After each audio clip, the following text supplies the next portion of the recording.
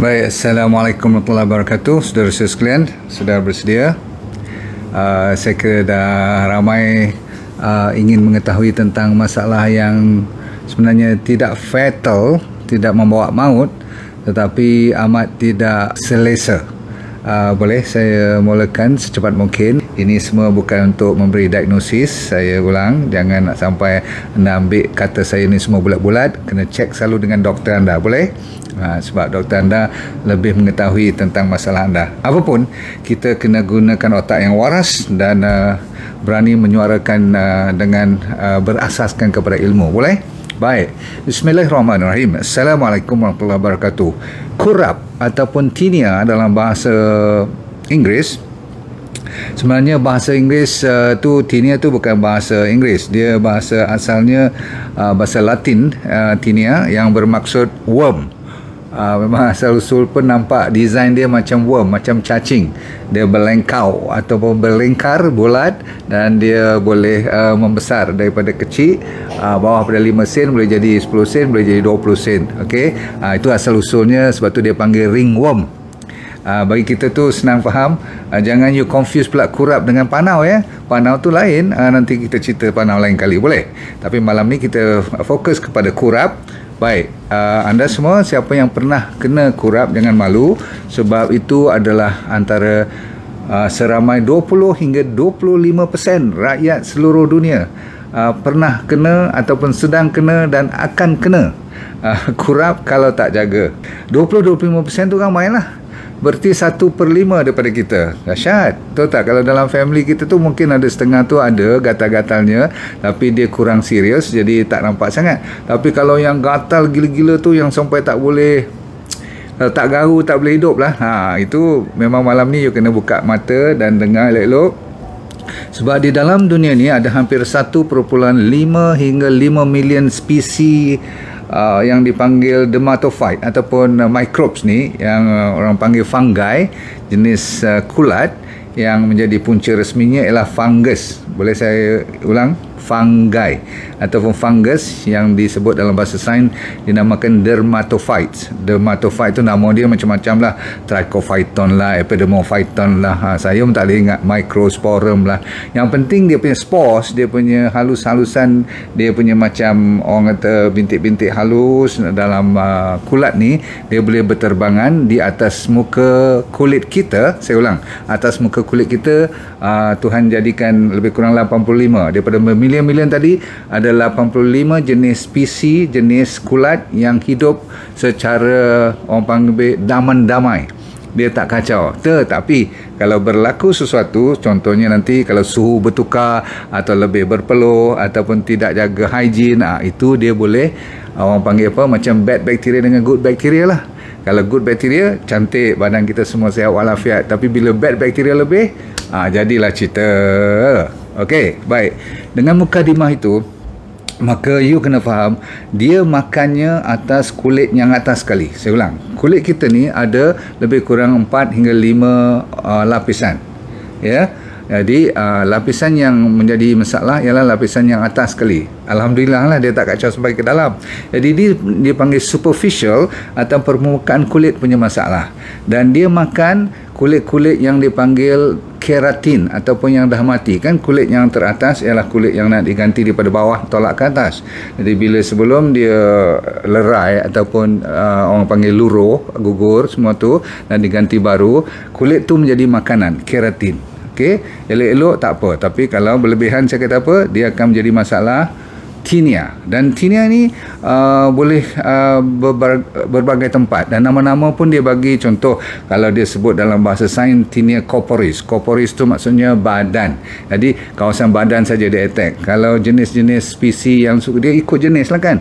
Jenis fungus yang suka pergi ke kaki, orang utara kata makan ayak. Tahu tak, kaki makan ayak? That means kaki tu melecet. Selalunya antara jari-jari kaki kita tu kan, terutama sekali tengah-tengah tu, selalunya orang yang bersukan tu kan, kaki dia melecet, berair, gatal gila-gila tu, jenuh malam-malam garu kan.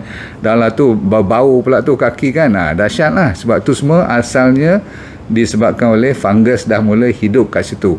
dengan bermaharaja lelanya mereka, dia ada dia punya mengopi punya tempat semua tu, jadi dia susah nak pergi. Malam ni kita nak cerita macam mana you nak selesaikan. Seterusnya dia boleh pergi ke kepala pula. Itu dipanggil tinea capitis. Tinea capitis tu sampaikan boleh jadi apa? Boleh jadi botak pun. Kalau yang dah teruk sangat, kalau dah berkeping-keping keluar dia punya macam dandruff tu, macam kelimomo, tak apa juga, tapi dia boleh gatal, boleh garu, boleh jadi putih, boleh jadi bernanah lagi. Dahsyat tak? Kesian kalau kena ni. Dan yang paling kita takut bukan apa, dia boleh berjangkit. Kalau you pinjam sikat ke, tak ke bahaya, atau pinjam towel ke, sebab tu tak dibenarkan orang yang ada masalah ni baik declare kat partner you, kata ada ni you kena tidur jauh-jauh, atau tak boleh sewa pula, tak boleh pinjam bantal-bantal semua ni, baju seluar dalam semua tu. Sebab apa? Dia boleh pergi ke tinea cruris. Tinea cruris ni, ataupun orang senang kata sakit celah kangkang ni lah, yang gatal-gatal, garu sampai kat punggung pun boleh kena, kat bahagian kita punya private part pun boleh dia ganggu. Bila-bila lagi saya kata apa, di celah-celah tepi-tepi tu lah kangkang kita tu, di kelangkang kita tu kena tengok apa yang you pakai, pakaian apa you pakai, macam mana you keringkan tempat tu. Sebab kalau tidak nanti dia boleh gatal sangat-sangat, you sampai susah nak buat kerja pun. Okey. Dan selalunya you tahu sangat-sangat dia merah, dia gatal, dia boleh terangkat sikit kulit kita, kadang-kadang dia sampai berdarah pun, you punya garu tu, you tak sedar pun. Dan satu lagi yang paling popular ialah di kuku. So dia kuku pun boleh rosak, sampai kuku tu jadi brittle, jadi apa, rapuh, ataupun senang patah-patah, dia boleh bengkok-bengkok. Tak elok lah kuku you jadi macam, kalau orang tengok memang tak guna seduit lah, maksudnya tak laku lah kaki kita tu, faham tak? Memang tak elok betul, kuku kita jadi kuning, jadi color kelabu, ada yang bengkok-bengkok, dan macam ada macam kayu lama lah, maksudnya kat sana, macam kayu reput tu, tak elok kan. Jadi anda tahu ni disebabkan oleh fungus. Baik, kalau you dapat lebih kurang macam tu punya masalah, kita kena tahu kenapa benda ni berlaku. Boleh? Okey. Satu daripadanya ialah disebabkan oleh kita punya hygiene. Hygiene tu maksudnya kebersihan. Maklum sajalah, kalau anak-anak muda boleh kena tak? Memang boleh sangat-sangat. Selalunya anak-anak muda yang aktif, atau mereka yang dewasa pun yang aktif, kalau berpeluh, nombor satu, dia suka sangat. Nombor dua, kalau waktu dia lembab, ataupun body kita tu terlalu alkaline. Alkaline tu maksudnya bila banyak berpeluh, banyak dah keluar sweat semua tu, kawasan yang tinggal tu cuma yang alkaline. Okey, bila dia alkaline, dia suam-suam panas, ataupun panas betul musim-musim tengah hari ke kalau panas tu, dan dia senang, kawasan yang tak berpeluh pun kalau you senang meninggalkan tempat tu dalam keadaan basah. Contoh kalau lepas mandi you tak lap bagi kering betul-betul, towel pun dah ada dia punya spore, dia punya biji-biji dia tu, dia punya tempat dia menyebarkan dia punya spores tu kan. Kalau you tak jaga betul, daripada towel tu dah basah, lembab, dah lah pula kaki tu tempat mandi pun kadang-kadang berlengai. Apa tahu berlengai tak cuci elok, lendir dan sebagainya. Itu punca-punca dia lah tu. Lagi satu, kalau you selalu tutup kawasan tu sampai tak kena langsung angin, maksudnya tak, ialah kawasan kita pakai underwear ataupun pakai socks kan, sarung kaki kan, kan tak kena matahari, tak panas, tak kena angin, no aeration, tidak ada pengedaran darah, bukan darah, maksudnya udara untuk mengeringkan kawasan tu, cun. Dah lah tak kena matahari dan sebagainya, lagi senang dia menyebar ataupun dia beranak pinak. Okey. Seterusnya, kalau you sendiri ada masalah dalam badan pula, tidak ada imuniti yang kuat, selalu sakit, selalu demam, selalu makan antibiotik. Saya lupa, kalau saya tak cerita salah besar. Kalau you rajin makan ubat-ubatan satu, tapi yang ubat yang paling dia tak suka, bukan dia tak suka, dia sukalah kalau you rajin makan antibiotik, memang tidak ada bakteria baik lagi dah, nak kontrol dia pun tak boleh lagi dah. Dia seronok sangat sebab you kekosongan dalam badan you, tidak jaga perut lagi dah. Sebab apa? Antibiotik tu makan habis. Kan kalau orang makan antibiotik pernah tengok tak, ada cirit-birit dan sebagainya. Jadi tidak ada lagi bakteria yang bagus, maka kontrol immunity you jatuh, daya tahan jatuh, dia meningkat. Dia suka sangat. Sebab tu kalau orang yang sakit, orang yang lepas cancer terapi, orang yang lepas buat organ transplant, orang yang ada HIV, yang ada AIDS, memang dia cukup suka. Dia serbu tempat-tempat kawasan-kawasan yang dia suka sebab mengikut dia punya spesies masing-masing. Last sekali, kalau you ada diabetes, diabetes memang terkenal. Orang yang ada diabetes, you kena perhatikan sama ada you kulit tu penyakit gatal biasa ataupun gatal pasal diabetes. Selalunya dua-dua ni mainkan peranan. Jadi kalau secara ringkasnya you dah faham macam tu, kita kena tengok diet juga, sebab diet memainkan peranan yang tinggi. Sama ada you boleh memperbaiki keadaan dengan cepat, ataupun kalau dia dah baik besok dengan perubatan yang saya nak cerita kejap lagi, you akan kena balik, recur. Apa tu orang panggil, boleh berulang balik berkali-kali. Sebab tu kadang-kadang you bertahun-tahun tak baik-baik. Betul tak? Kesian sampai berparut pun dah. Betul tak? Dia baik, berparut, dia datang balik. Garu, berdarah, kadang-kadang gatal, merah, dia jadi balik. Baik. Jadi ada 2-3 cara. Ready? Nombor 1 untuk kita nak buat apa. Nombor 1, tengok balik masalah apa tadi. Kalau perlu kering, keringkan. Kalau perlu tukar baju ataupun underwear jenis kain apa, you kena tukar. Kadang-kadang ada jenis nylon ataupun apa you pakai jenis-jenis macam kain yang sintetik ni lah kan, sampai tidak boleh bernafas udara kawasan kulit kita tu, itu punca utama juga. So you kena tukar yang pakai yang longgar, pakai yang buat daripada cotton, faham ya. Lepas tu jangan share dengan siapa-siapa, always keep it dry, bagi kering selalu tempat-tempat yang gatal tu. Baik, sekarang mulakan dengan topical cream dahulu. Ada banyak krim-krim yang baik-baik, yang bagus-bagus setelah you melakukan apa yang saya kata tadi, ya, kering dan sebagainya tu, termasuk jaga diet. Diet pun biar saya habis diet dulu sebelum krim semua ni. Nombor 2, nombor 1 masih lagi daripada dalaman. Pasal apa? Kalau gula masih banyak dalam badan you, kan cerita diabetes, tapi tak payah diabetes. Kalau you suka makan gula, minum susu yang selalu saya cerita, dan terlalu berat dengan makanan-makanan yang berhormon, berantibiotik, kan daging-daging tu kan semua ada hormon, ada antibiotik yang diinjek. Ayam tu dah kena injek, you kata you tak kena injek, tapi you makan daging dia tu kan dah serap semua bahan-bahan estrogen semua tu. Jadi gula dan semua yang kita makan campur dengan susu, campur dengan bahan berat, campur dengan junk food lagi, makanan yang banyak you tak nampak gula tapi ada gula, yang tu lah sebenarnya makanan dia. Faham? Jadi jaga perut, jaga badan, maka baru kita sapu. Sapunya ada yang semuanya ujung dengan azol, AZOLES. Azol, contohnya seperti clotrimazole. Semua you dengar perkataan ketoconazole, miconazole. Okey, ada nama saya pun tak ingat, fluconazole. Tapi kalau you pergi farmasi tu banyaklah. Kalau dia bawa keluar 5 jenis, mesti ujungnya ada tulis azol. Tapi saya pernah bagi kepada pesakit saya ada satu nama, nanti you cari, ada, nasib baik kadang-kadang tak ada sebab dia mungkin out of stock. Namanya Biprosalic, bagus. Biprosalic, Biprosalic. Okey, ada kadang-kadang yang bagus-bagus sangat tu dia dah orang kata apa, terlalu kuat pula sangat untuk kulit-kulit, takut you pakai lama sangat. So yang tu perlukan doktor punya prescription.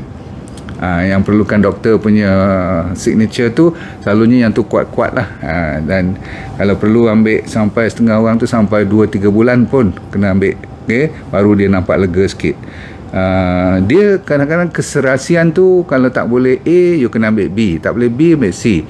Dia hampir ada 5-6 jenis yang mungkin satu aja yang you ambil tu dia ngam dengan you. Sebenarnya bukan ngam dengan you, ngam dengan fungus, nak cari ubat ataupun dia punya ubat sapu tu yang sesuai. Kalau dah baik dengan ubat sapu, cukup. Kemungkinan you kena beli, kalau orang yang jenis suka pakai sabun untuk mandi, you kena cari sabun yang ada katakan 2.5% yang dipanggil selenium sulfide, ada kan ubat-ubat yang jenis ataupun sabun-sabun yang khas untuk fungus, ada jual kat farmasi. You diharap boleh bersabar pakai sabun tu dan juga pakai lepas mandi keringkan badan elok-elok, sapu topical tu. Selalunya kes-kes yang you pandai jaga diri elok-elok ni dan you ikut nasihat saya, pastikan tukar baju kerap, tidak ada baju ataupun kain yang sama yang you tahu benda tu dah lekat kan, benda ni berjangkit, buang, basuh, keringkan, jemur, pakai yang baru. Kena rajin lah, kena sabarlah sikit kan. Tak payah beli benda-benda mahal semua ni, yang penting kering dan bersih. Okey, baik. Kalau dah baik macam tu, you tak payah pakai ubat-ubat makan lagi dah. Faham? Okey, sebab kalau tak baik juga, baru ya berkombinasi dengan ubat makan oral yang selalunya doktor yang bagi ataupun farmasis yang dah kenal dengan you lama, selalu dia bagi juga. Fluconazole namanya, okey, ataupun itraconazole. Yang ni doktor ada dia punya dos-dos dia. 100 mg, 200 mg. Tengoklah kalau you dah baik, tak payah sampai 300 mg. Ada satu lagi nama terbinafine. Tapi semua saya sebut nama ni you tak perlu ingat. Sebab apa? Doktor you yang harus menulis pada you, bagi prescription. Baik, itu cara hospital ataupun cara konvensional. Yang alami pun ada. Cara you nak cuba kadang-kadang dengan contoh pakai garlic. Tahu garlic? Bawang putih ditumbuk biar keluar 10-20 minit, bagi dia kan hidup yang aktif. Untuk bawang putih ni adalah cuma selepas you tumbuk dia, bagi 10-20 minit, bagi dia campur dengan dia punya bahan senyawa yang hidup tu, dia ada yang aktif ingredient tu, baru you sapu. Cukup you tumbuk bagi sampai jadi paste. Lepas tu you sapu bahagian yang you gatal tu. Boleh tak boleh? Okey, jangan terlalu lama sapu terlalu tebal ke apa-apa, sebab takut nanti melecet ke apa-apa. Sapu bagi kering kat situ, you biar je. Boleh pakai garlic, boleh pakai basil leaf. Basil leaf tu maksudnya apa? Daun selasih. Boleh. You ambil tu, you tumbuk juga, buat yang ni boleh buat jus pun. Jus tu you sapu juga. Okey. Tak payah makan ni semua, masih sapu. Satu lagi yang you boleh sapu ialah ambil cuka, contohnya apple cider vinegar, ataupun ambil cuka kurma pun boleh, cuka buatin pun boleh, asalkan cuka organik. Tapi you kena campur dengan garam. Kalau boleh garam bukit, you buat macam paste juga. Jadi paste garam bukit tu dengan cuka, you sapu juga bahagian yang gatal tu. Ingat jangan sapu dan tenyeh dia. Nanti dia melecet pula nanti. Dah lah you garu beberapa hari tu dah sampai dah berdarah pun. So just dab aja. You pedap aja. Okey. Baik, lepas tu ambil turmeric pun boleh. Ada satu style lagi, ambil kunyit lebih kurang setengah sudu teh pun cukup, campur dengan air je. Okay, buat paste dia, sapu. Kunyit tu very important. Kalau you nak campur satu lagi, jangan campurlah, asingkan dulu. Kalau you serasi dengan baking soda, campur dengan minyak kelapa. Saya ulang, minyak kelapa dengan baking soda. Tahu baking soda yang you buat kuih bagi naik tu, okay. Campur dengan lemon sedikit, agak-agak boleh jadi lagi sekali, jadi paste dia. Okay. You tampal, okay, kawasan ataupun you sapu kawasan yang berkenaan. Alright. Last kali, kalau you rasa dia dah lega, you nak hilangkan sikit kesan-kesan parut, you boleh ambil aloe vera campur dengan coconut oil, ya, jadikan dia sebagai topical, orang panggil apa, macam moisturizer tu, cantik. Masa-masa tu you dah hampir dah nak baik dah. Baik. Kalau apa pun saya kata, kalau you lupa kepada diet, you fail. Sebab apa? Diet adalah merupakan utama sekali, sebab kekuatan badan kita datangnya pada dalam, nak bunuhkan fungus-fungus ni semua juga, supaya dia tidak langsung kenyang makan kita punya kulit ke atas tu, dengan syarat you ikut D&D diet yang memperasaskan kepada apa yang saya kata tadi, buah-buahan, sayur-sayuran, karbohidrat yang berserat, dan banyak berpuasa. Saya ulang, kalau you rajin berpuasa Sabtu Isnin Khamis, dengan puasa putih tu kan, setiap bulan Islam tu ada kan, 13, 14, 15 tu, saya rasa you akan selamat. Ikut saja yang saya nasihatkan tadi, hygiene, diet, dan ambil ubat-ubatan daripada farmasi. Kali ni no problem. Dan juga kalau nak praktis alami tadi, saya dah bagi beberapa bahan herba yang boleh dipakai. Ya, jangan lupa pada garlic, biji selasih punya daun itu, turmeric, vinegar, baking soda dengan coconut oil, aloe vera. Cukup dulu. Kalau anda rasa berhasil nanti, tolong type balik nanti dalam kita punya tu, bagi tahu result.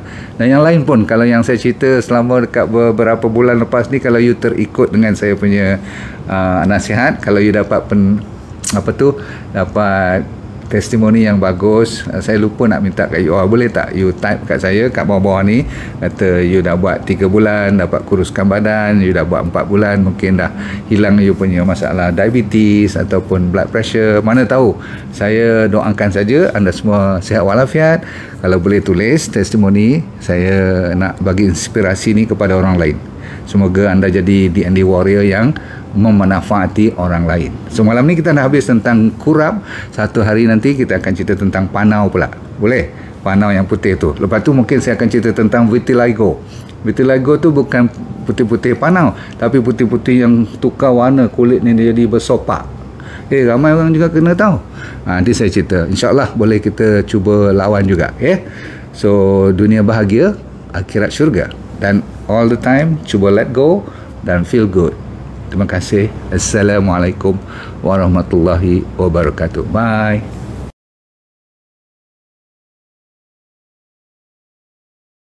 Assalamualaikum warahmatullahi wabarakatuh. Nama saya Dr. Nurdin Darus. Dulu pernah bekerja di Majlis Sukan Negara, Jabatan Psikiatri di University Hospital, dan lepas tu saya buat corporate program. Tapi Tuhan bagi rezeki kat saya untuk kena kanser pada 2001. Bukanlah seronok, tetapi pengalaman. Kali kedua saya kena relapse pada 2012. Di pengalaman tu saya nak share dengan anda, kalau anda bermasalah berpenyakit ataupun sama ada dari segi fizikal ke mental, tak jadi hal, asalkan you nak merubah hidup you. Dan bagi mereka yang belum sakit pun paling mustahak untuk mempertahankan, menghindar daripada kena sakit. Tapi insyaAllah dalam program yang dinamakan D&D Well for Life 90 Day Challenge, maksudnya 90 hari pencabaran ni untuk meningkatkan kesejahteraan dan kesihatan hidup anda. Mau tak? Okey, apa yang dia akan dapat dalam program tu, nanti kita akan ajar teknik-teknik macam mana nak menyelesaikan masalah penyakit dulu secara alami. Kita fokus kepada penyakit yang serius dulu, kanser lah, diabetes, high blood pressure, kolesterol, jantung, untuk autoimmune terutama sekali, arthritis, gout,